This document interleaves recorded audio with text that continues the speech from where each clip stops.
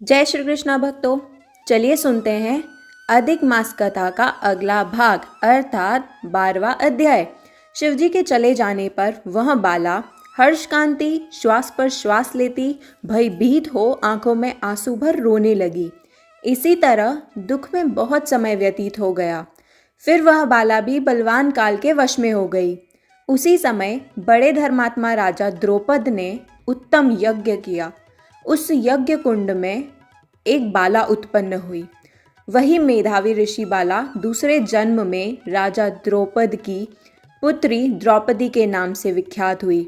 सो यह राजा द्रौपद के स्वयंवर में मछली बींधने पर अर्जुन को मिली। हे नारद, पुरुषोत्तम का अनादर करने से दुष्ट दुशासन ने इनके बालों को पकड़कर खींचा, परंतु उस समय वह बारंबार मेरे नाम को याद करने लगी, अर्थात कृष्ण भगवान के नाम को। कृष्ण जी कहने लगे कि यदि द्रौपदी को मैं भूल ही गया था तो भी मेरे को स्मरण आई, और हे राजन, मैं तत्काल ही गरुड़ पर चढ़कर आ गया और अनेक प्रकार से खींचे हुए चीर को इतना बढ़ाया कि दुशासन उसे खींचता हुआ अचेत सा गिर गया।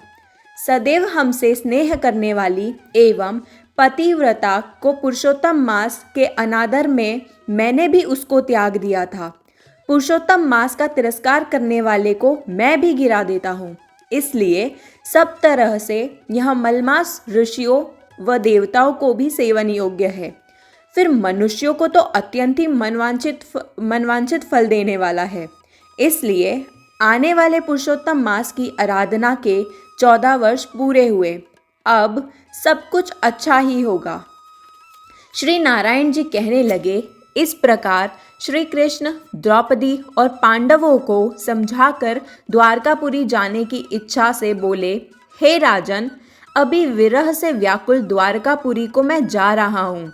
ऐसा कहने पे भगवान प्रेम में मग्न हो पांडुपुत्रों को धीरे धीरे लौटाकर द्वारकापुरी चले गए।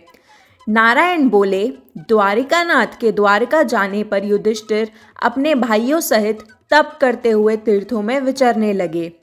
हे नारद, भगवान के प्रिय पुरुषोत्तम मास को मन में धारण कर और कृष्ण का वचन स्मरण कर अपने भाइयों और द्रौपदी से बोले, अहो, आप सब ने पुरुषोत्तम का महात्म्य सुना है।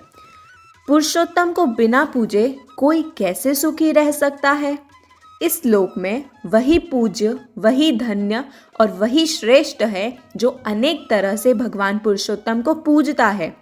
इस तरह सब तीर्थों में विचरते हुए पुरुषोत्तम मास के प्राप्त होने पर विधिवत उसका व्रत करने लगे और 14 वर्ष व्यतीत हो जाने पर श्री कृष्ण भगवान की कृपा से अकंटक राज्य को प्राप्त हुए। इसी तरह सूर्यवंशी राजा दृढ़धनवा भी पुरुषोत्तम के सेवन से पुत्र और पौत्रों तथा अनेक तरह के सुख भोग कर योगियों को भी अति दुर्लभ भगवान के लोक गए। बोलिए श्री कृष्ण भगवान की जय। 12वां अध्याय समाप्त।